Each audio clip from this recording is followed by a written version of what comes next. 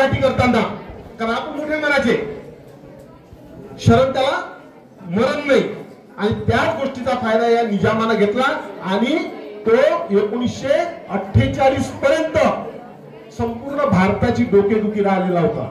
एवढंच नाही मित्रांनो, सरदार वल्लभभाई पटेल होते किंवा त्यांच्या महान अशा कार्यामुळे आज आपण स्वतंत्र भारताचा एक भाग आहोत.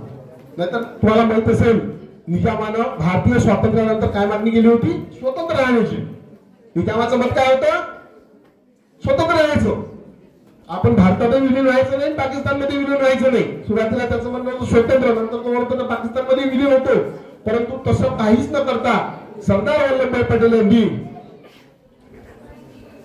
सैन्य कारवाई करून हा प्रदेश जो आहे तो आपल्या भागाला जोडलेला दिसतो. मित्र, या आपल्या परिसराचा ज्यावेळेला आपण अभ्यास करतो त्यावेळेला आपल्या लक्षात येईल की ही जी किल्ले आहेत, हे किल्ले म्हणजे आपल्या जीवनवाहिनी आहेत. तुम्हाला या किल्ल्यांविषयी 2 मिनिटात समोरच मी थांबणार आहे, जास्त वेळत नाही. आज ही किल्ले अशी पडझड झालेली जरी दिसत असली तरी मध्ययुगीन काळामध्ये या किल्ल्यांच्या संख्यांवरून त्या राज्याची ताकद कळत होती. तुम्हाला माहित आहे, छत्रपती शिवाजी महाराज जे आहे ते किल्ले जिंकत होते ना. आज त्या किल्ल्यांचं आपल्याला महत्व वाटत नाही. आपल्या दृष्टीने पर्यटनाची स्थळ आहे, फिरण्याची स्थळ आहे, परंतु ही शक्तिस्थानं होती, बलस्थानं होती. ज्याच्याकडे जेवढे किल्ले जास्त तेवढा तो राजा बलशाली असायचा. तुम्हाला सांगतो, इंग्रज ज्या वेळेला भारतात आले त्यावेळेला भारताची सत्ता स्थापन केल्यानंतर त्यांनी काय केलं, अशा प्रकारची किल्ले नेस्तनाबूत करण्याची किंवा तिथे लोक राहण्याची पाहिजेत अशी व्यवस्था केली. हे जे किल्ले खंडहर होण्याची कारण काय माहिती आहे काय, की इंग्रजांनी मुद्दामून या किल्ल्याची नासधूस केली. कारण ही किल्ले आपल्या स्वातंत्र्य क्रांतिकारकांची, स्वातंत्र्यासाठी क्रांती करणाऱ्यांची आश्रयस्थानं होती. इथून फार मोठ्या प्रमाणावर कारवाई चालत असायच्या. म्हणून या किल्ल्यांची त्यांनी मुद्दामून नासधूसही केलेली आपल्याला दिसते. म्हणजे असं म्हणू आपण की ही किल्ले आपली स्फूर्तिस्थानं आहेत. ही किल्ले म्हणजे आपला इतिहास आहे.